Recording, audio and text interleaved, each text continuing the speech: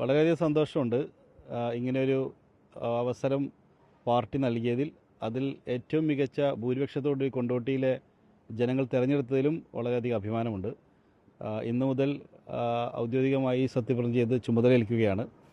ഇനിയുള്ള സമയങ്ങളിൽ, ദിവസങ്ങളിൽ നമ്മുടെ നാടിൻ്റെ പൊതുവായ ആവശ്യങ്ങൾക്ക് വേണ്ടിയും നിയോജകമണ്ഡലത്തിന് വേണ്ടിയുള്ള പ്രത്യേക വികസന കാര്യങ്ങൾക്ക് വേണ്ടിയുമൊക്കെ സജീവമായി ഇടപെട്ട് പ്രവർത്തിക്കണം എന്നുള്ളത് തന്നെയാണ് ആ രീതിയിലുള്ള പ്രവർത്തനങ്ങൾ, പദ്ധതികളൊക്കെ ആസൂത്രണം ചെയ്തിട്ടുള്ളത്. അഷ്റഫ് അലി ആദ്യമായിട്ട് മത്സരിക്കുന്നു. പക്ഷേ കൊണ്ടോട്ടി പോലുള്ള സ്ഥലം നമുക്കറിയാം അത്രത്തോളം UDF വലിയ സാധ്യതയുള്ള സ്ഥലം, പ്രത്യേകിച്ച് മുസ്ലിം ലീഗിന്. അവിടെ ജയിക്കുന്നുള്ള ഒരു പ്രതീക്ഷയിൽ തന്നെയാണല്ലോ മത്സരിച്ച്. തീർച്ചയായിട്ടും ആ ഒരു പ്രതീക്ഷയിലാണ് മത്സരിച്ചത്. ഇന്ന് കേരളത്തിലെ ഏറ്റവും അധികം ഭൂരിപക്ഷമുള്ള യുവ MLA-മാരിൽ ഒരാളായി മാറാൻ വേണ്ടി സാധിച്ചിട്ടുണ്ട്. 56,017 വോട്ടിൻ്റെ റെക്കോർഡ് ഭൂരിപക്ഷമാണ് ജനങ്ങൾ നൽകിയത്. ഞങ്ങളുടെ കണക്കുകൂട്ടലുകളൊക്കെ തെറ്റിച്ചുകൊണ്ടുള്ള ഒരു വോട്ടായിരുന്നു ജനങ്ങളുടെ ഒരു സമ്മാനമായി അവർ നൽകിയത്. അതുകൊണ്ട് തന്നെ നാട്ടിലെ ജനങ്ങൾ നല്ല പ്രതീക്ഷയിലാണ്.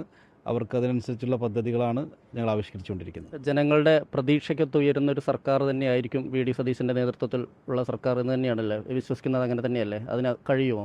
തീർച്ചയായിട്ടും കഴിയും. ഇപ്പോൾ ചുമതലയേറ്റതിന് ശേഷമുള്ള നിലപാടുകളും തീരുമാനങ്ങളും സൂചിപ്പിക്കുന്നതും ആ രീതിയിലുള്ള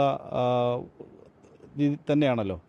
അദ്ദേഹത്തിൻ്റെ ആദ്യത്തെ തീരുമാനങ്ങൾ ഇപ്പോൾ ഇന്ദിരാ ഗ്യാരണ്ടിയുടെ ഭാഗമായി പ്രഖ്യാപിച്ചിട്ടുള്ള KSRTCയിലെ സൗജന്യ യാത്ര യാഥാർത്ഥ്യമാകുന്നു. ജപ്പാൻ മാതൃകയിൽ വയോജന വകുപ്പ് വരുന്നു. അതുപോലെ തന്നെ ജനകീയനായൊരു മുഖ്യമന്ത്രിയായി മാറി. ഇപ്പോൾ പൂക്കി ചീഫ് മിനിസ്റ്റർ എന്ന രീതിയിൽ കുട്ടികളൊക്കെ ഏറ്റെടുക്കുന്ന ഒരു ചീഫ് മിനിസ്റ്ററായി മാറി. കേരളത്തിലെ പുതിയ ഒരു ബ്രാൻഡ് അംബാസിഡറായി, ഏതൊരു സാധാരണക്കാരൻ്റെയും അഡ്വർടൈസ്മെൻറ്റ് മോഡലായി ചീഫ് മിനിസ്റ്റർ മാറി.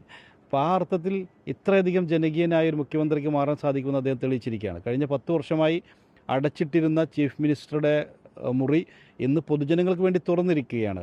10 വർഷമായി അടച്ചിട്ടിരുന്ന സെക്രട്ടേറിയറ്റിൻ്റെ സമര ഗേറ്റ് എന്ന പേരിട്ടിരുന്ന ഗേറ്റുകൾ തുറന്ന് ജനങ്ങൾ ഇന്ന് അതിൽ യാതൊരു ഭയവുമില്ലാതെ സഞ്ചരിച്ചുകൊണ്ടിരിക്കുക. അങ്ങനെ എല്ലാ രീതിയിലും ജനകീയവൽക്കരിച്ച ഒരു സർക്കാരാണ് VD സർക്കാർ. അത് തീർച്ചയായിട്ടും ആ രീതിയിൽ തന്നെ മുന്നോട്ട് പോകും. എന്തൊക്കെ ജനവിരുദ്ധമായ തീരുമാനങ്ങൾ കഴിഞ്ഞ സർക്കാർ എടുത്തിട്ടുണ്ടോ അത് മുഴുവനും റദ്ദാക്കുകയും ജനകീയമായ തീരുമാനങ്ങളെടുത്ത് മുന്നോട്ട് പോവുകയും ചെയ്യും. ഒരു സംശയം അക്കാര്യത്തിലില്ല. നാട്ടുകാരൊക്കെ വന്നിട്ടുണ്ട്, കുടുംബമൊക്കെ വന്നിട്ടുണ്ടോ? തീർച്ചയായിട്ടും കുടുംബമുണ്ട്, അതുപോലെ തന്നെ ഫ്രണ്ട്സ് ഉണ്ട്, നിയോജകമണ്ഡലത്തിലെ ആളുകളുണ്ട്.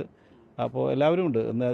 ഞങ്ങളുടെ ഒരു പ്രതിസന്ധി എന്ന് പറയുന്നത് എൻട്രി പാസ് വളരെ റെസ്ട്രിക്റ്റഡ് ആണെന്നുള്ളതാണ്. എത്ര കുട്ടികളുണ്ട്? 3 പേരുണ്ട്. എൻട്രി പാസ് റെസ്ട്രിക്റ്റഡ് ആണെന്നുള്ളത് കൊണ്ട് എല്ലാവരെയും അകത്ത് പ്രവേശിപ്പിക്കാൻ സാധിക്കുന്നില്ല എന്നുള്ള ഒരു പ്രതിസന്ധിയിലാണ് ഇപ്പോൾ ഉള്ളത്.